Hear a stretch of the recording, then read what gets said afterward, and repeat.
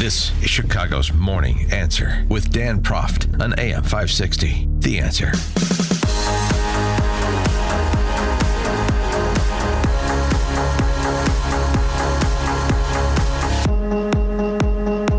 Top of the morning, Dan Proft here. So in his sit-down with Norah O'Donnell, 60 Minutes, Trump was asked about nuclear testing. This came out of his meet with Xi and his assessment of Putin, watching what the Russians are doing, that while he favors denuclearization, reducing the nuclear stockpiles of the nuclear powers, including the United States, he wants to make sure our stuff works, too. Maybe he saw House of Dynamite on Netflix and is concerned about being put in the same position Idris Elba was. Anyway, here's what he said to O'Donnell. We have more nuclear weapons than any other country. And I think we should do something about denuclearization. And I did actually discuss that with both President Putin and President Xi.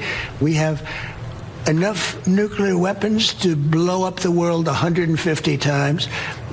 Russia has a lot of nuclear weapons, and China will have a lot. They have some. They have quite a bit. But so why do we need to test our nuclear weapons? Well, because you have to see how they work. You know, you do have to. And the reason I'm saying testing is because Russia announced that they were going to be doing a test.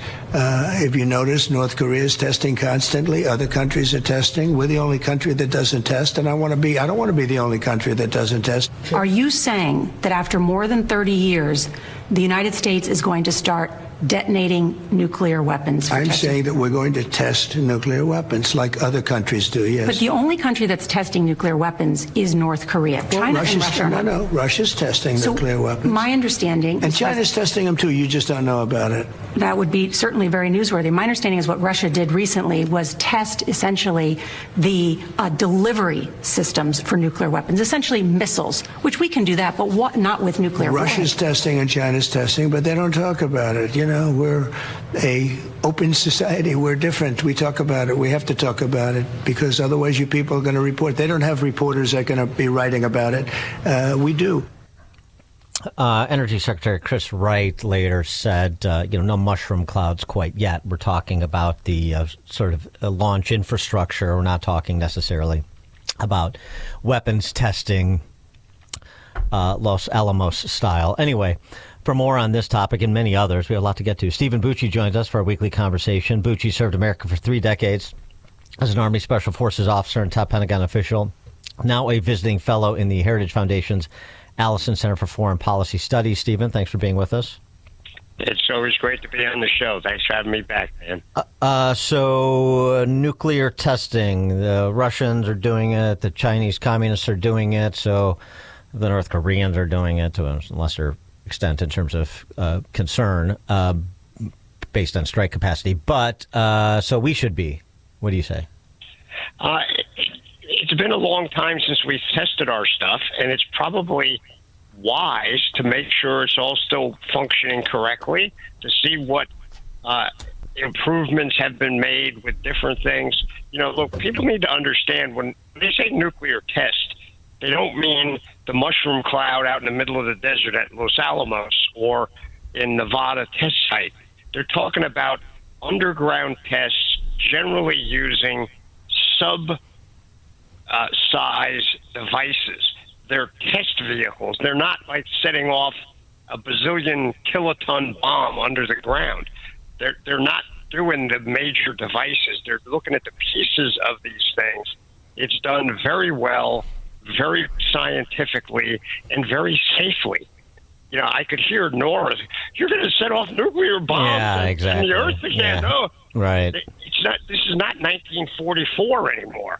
We have methods to do this. We have deep underground test facilities that already exist, that have never been completely closed down, and that we can use to test through little tiny tubes where all of the blast effect goes down this tube to test how when it hits a radio, whether the radio still works.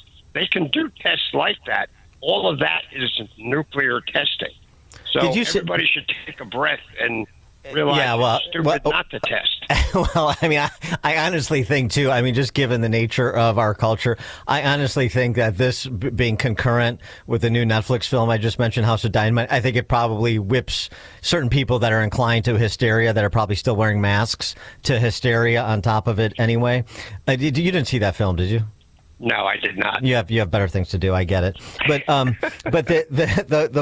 the whole thing about it is so funny to me, because the whole point of MAD, mutually assured destruction, and survivable second strike capabilities is to eliminate first strike advantage. So the premise of the movie is about first strike, and we don't know. There's missile headed towards Chicago, nuclear warhead headed for Chicago. And I don't mean like in Kentucky Fried Movie, film at 11. I mean, it's like it's headed for Chicago. And so, but we don't know if it was the Russians or the Chinese communists or the North Koreans. And so there's this mad dash and the typical sort of Hollywood sophistry. But the whole premise of it belies the reality that we operate in now. And that's fine. Hollywood could dramatize. I'm just saying MAD and second strike capabilities eliminate the whole premise of the movie, which is that you have some advantage you have some first strike advantage, which you don't. Yeah. And we have detection things. We're watching these people all the time for any indication of the preparation for, and for sure, the launch of any sort of device. If somebody shoots a nuclear missile at us, we're going to know who did it. They make good to know. Signatures when they're up there, and we can shoot them down. So this is ridiculous hysteria. The whole point of being really powerfully nuclear capable is the other morons don't shoot at you, because they know what's going to happen when they do. Trump also opined on Venezuela, since there's movement and also a movement of military assets, and also a report in the Miami Herald on Friday that the administration has decided, quote, to attack military installations inside Venezuela, and the strikes could come at any moment. So he was asked about war in our hemisphere, and Trump said this. Are we going to war against Venezuela? I doubt it. I don't think so, but they've been treating us very badly, not only on drugs. They've dumped hundreds of thousands of people into our country that we didn't want. People from prisons, they emptied their prisons into our country. They also, if you take a look, they emptied their mental institutions and their insane asylums into the United States of America, because Joe Biden was the worst president in the history of our country. So, Tulsi Gabbard, DNI, was quick to say this is an administration that put an end to regime change, but it sounds like Trump wouldn't be sad if there was regime change in Venezuela, and maybe he's trying to foment it with additional kinetic pressure. Kinetic pressure, or just a signaling pressure. If you tell people you're coming at them and you're flitting around at the fringes, that puts a lot of pressure on a regime. In some cases, from their own military guys who are probably sitting there going, I don't care what we tell the boss. We know we can't go fight the Americans. This is crazy. We're not suicidal. What do they think? We're, Islamist Muslims? And that could be the thing that pushes Maduro out. Look, President Trump loves to send signals and to disrupt the thought process of his opponents. He does stuff like this all the time. It doesn't mean he's already decided we're going to war tomorrow. It just the news people who portray themselves as so sophisticated and forward thinking are a bunch of loons when it comes to this. They just get panicked at the slightest signal, and President Trump's been around for a while. Why are they not getting used to how this man operates and not getting panicky every time he does? I guess if it's working on the press, it's working on the bad guys too. But it's laughable to watch this. Nora O'Donnell's been a Washington reporter for a long time. She used to be on the airplanes with us when we went places with Secretary Rumsfeld. She was always pretty reasonable whenever we did that stuff. Now, apparently, I guess our editorial board has told her, no, go out there and sound breathless and panicky. It'll be good news. I just can't believe she was really. Well, you're going to do what? Oh my gosh, this is terrible. Unless she's suddenly got some dementia coming in, because she was never like that before. Well, I mean, the report in the Miami Herald about military installations. What if it's something a little bit more sophisticated than that? Mary Anastasia O'Grady, writing in the Wall Street Journal about Maduro and how to get to him if you're really trying to foment internal revolt that would depose him. And she talks specifically about the General Directorate of Military Counterintelligence in Venezuela, which is the repressive arm of Maduro's military that makes sure that if there's even a whiff of disloyalty, much less some sort of coup attempt, that anybody moving in that direction, basically is summarily imprisoned, tortured, executed. And so if you really want to weaken Maduro and set him up for a potential coup, then you got to get to the DGCIM first. Yeah, that's exactly right. That is how you normally go after a dictatorial regime, is you find the pieces of their system that are holding them up most effectively, and you knock those out first. It's like going after the IRGC Quds Force, killing Soleimani under the first Trump administration when we're trying to weaken the Iranians. That's their arm of repression. That's who you have to go after and put the fear of God into. So, yeah, I would agree with her. That's exactly the folks you should target. I don't think he's going to go out there and try and bomb, Venezuelan tank units, which they have a couple of, which is odd in the topography they have, but they have tanks. And why would we target those ahead of time? They're not a threat to anybody, unless you want to invade the country, which I can't believe we want to do. Mm-hmm. We want them to stop doing the bad behavior they're doing. So who do you go after? The drugs, which we started to do.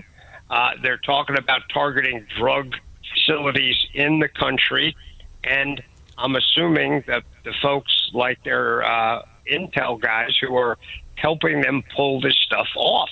That will choke off the money. That will put the pressure on Maduro, and hopefully the Venezuelan people can rise up. Because I can tell you, I have friends in Venezuela that go back and forth. One of them's my classmate from West Point, and they say it's not good there. The people are under incredible repression. This is not some socialist paradise, like maybe Mr. Mondami thinks, but it's a horrible place right now. And if we can help them get rid of that government, that would be a good thing. I don't think we should go in and topple the government directly, and because that goes back to the Colin Powell rule that if you break it, you buy it. We don't want it to be our responsibility, but they're causing problems. We need to deter them from doing what they've been doing. Moving over to Eastern Europe, Trump on Air Force One over the weekend was asked about Tomahawks for the Ukrainians, and he seemed to take a step back, that this is up to Europe and Ukraine to deal with Russia at this point, and he's not inclined to provide those long-range missiles at present. Take a listen. Totally different question than Nigeria. Yes, different. That was quite a turn. I'm not doing that. What happens is, I guess, Europe and Russia are having discussions. I'm not involved in those discussions. Will your administration provide Ukraine with long-range Tomahawk missiles? Is that something that you're not considering that? No, not really. On Friday? The final That can change, but at this moment, I'm not. What's your read on that seeming move away from Zelensky after the conversation they had last time he was in the White House the other week? I'm not sure. Obviously, someone has brought some new data in front of the president for him to adjust the position he was in. or that he seemed to be taking, that he was ready to provide those missiles. There's been people talking about the stockpiles. I can't believe we're totally running out of Tomahawks, but that is an issue to consider. I don't know what other actions he's planning on taking against the Venezuelan infrastructure that might require us to use Tomahawks.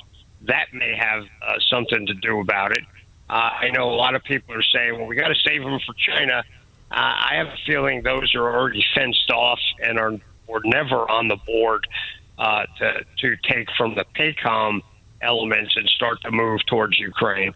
So I don't know what that change in data is or was, but clearly something was added to the mix that caused the president to change his position. He changes positions probably more than any president we've ever had, not in a feckless way, but he is not afraid to say, oh, yeah, I know I said that last week, but this is the truth now. Well, and yeah. That's different than most of his predecessors in the office. I wanted to also get to Nigeria. I've been meaning to get to this for a while now, and it's now on the president's radar. He spoke to it over the weekend, and frankly, he indicated the possibility of troops in Nigeria. Here's what he said. Just wanted to ask you, do you envisage U.S. boots on the ground or airstrikes? Could be. I mean, a lot of things I envisage, a lot of things. They're killing record numbers of Christians in Nigeria. And they have other countries very bad also. You know that part of the world, very bad. They're killing the Christians and killing them in very large numbers. We're not going to allow that. About 125,000 Christians since 2009 slaughtered in Nigeria, and that and then it's going on elsewhere, as he mentioned, including the Congo. Representative Riley Moore, he's a congressman from West Virginia, was on Laura Ingram's show to talk about Nigeria, and this is what he said, and at minimum, what he would like to see from the president.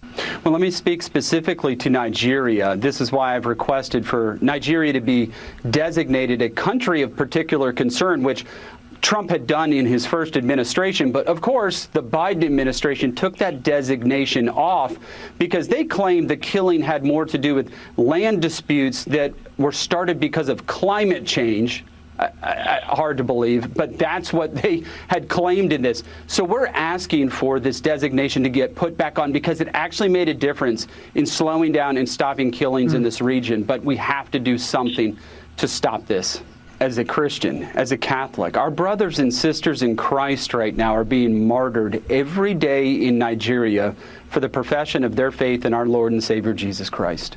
The government is the one who's propagating propaganda in this. This has been going on since 2009. There's in between 50,000 and 100,000 Christians have been murdered.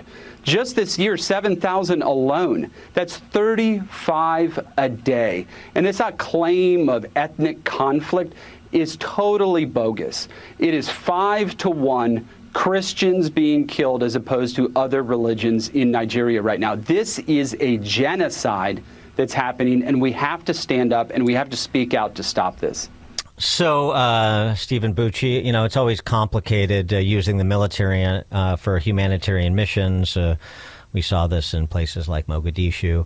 But what do you say about what Trump had to say, even indicating the possibility of troops to stop this genocide? That's a tough one. You could use, air forces of various sorts to go after the Al-Shabaab camps and some of the other things that are, places you can go and hit, whether the government wants to help you or not. But to bring in any sort of ground troops, even special operators, to perhaps work with people, you got to have somebody to work with. So that means the government forces have to say, yeah, come in, help us to be better at fighting Al-Shabaab. The problem is the government is seemingly complicit in some of this. Yeah. The government is predominantly Muslim in their orientation and are not stopping the attacks on the Christian communities. So, going in and working with their military might not be a good fit because they seem to be part of the problem, or at least they're ignoring the problem and not choosing not to address it. So unless the government's going to take a different tack on this and say, okay, we'll go after these guys, but we need some help with you guys to train us and make us better at it, that's useful.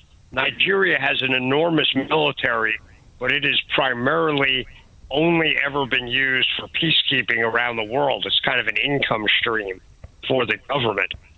So their capability to fight, really radical, hardcore folks like Al-Shabaab is dubious, even if they wanted to. So that would be one thing we could do if they wanted to change their position. But I'm not seeing any indication of that. Well, the leadership seems to be just defensive of that. Oh, no, there's nothing to see here. Yeah, although it was interesting, the Nigerian president, of course, getting wind of this, said, yeah, I'd like to talk to Trump. I bet you would. So at least he's got their attention, and maybe he can move them into a more constructive position vis-a-vis protecting Christians with the threat of what Trump might do. Yeah. Stephen Bucci served America for 3 decades as Army Special Forces officer, top Pentagon official, now a visiting fellow in the Heritage Foundation's Allison Center for Foreign Policy Studies. Stephen, we covered a lot of ground. Thank you so much, as always. It's my pleasure. Thanks for having me, and we'll talk to you next time. All right, and Stephen joined us on the Turnkey.pro answer line. Coming up. Good morning. It is 44 degrees in Chicago on AM 560. The